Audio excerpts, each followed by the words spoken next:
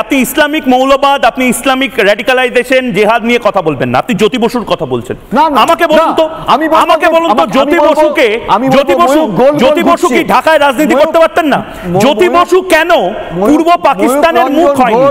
জ্যোতি বসু কেন পূর্ব পাকিস্তানের মুখ হয়নি? শেখ মুজিবুর রহমান কেন পূর্ব পাকিস্তানের মুখ হলো? জ্যোতি বসুর পরিবারকে কেন এ বাংলায় কলকাতা শহরে চলে আসতে হলো? জ্যোতি বসু তো বারুদি গ্রাম ঢাকার মানুষ ছিলেন, জ্যোতি বসু কেন চলে এলেন? আমি বলছি আজকে বাংলাদেশে যদি এটা হয়ে থাকে অন্যায় হচ্ছে, আপনাকে বলতে হবে যে বুদ্ধদেব ভট্টাচার্যের পরিবার, বুদ্ধদেব ভট্টাচার্যরা কি ওপার বাংলায় ছাত্র রাজনীতি করতে পারতেন না? বুদ্ধদেব ভট্টাচার্যকে কেন ঢাকা থেকে 500-700 কিলোমিটার দূরে কলকাতার মতন একটি অজানা শহরে এসে রাজনীতিটা করতে হলো?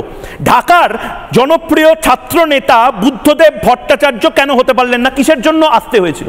আপনারা বেসিক জায়গায় যদি বেসিক জায়গাটা নয়, আমি বলছি যারা যেটা ভুল করেছে সেই ভুলটা আমরা রিপিট করব না, কারেকশনের জন্যই তো বলছি, হবে নাকি? মানে কোর্স কারেকশনের জন্য বলছি, আপনারা শুধু স্বীকার করে নিন মোহাম্মদ সাদ, মোহাম্মদ আব্বাস আলী এরা কেউ হিন্দুত্ববাদী নয়, এরা কেউ হিন্দু নয়।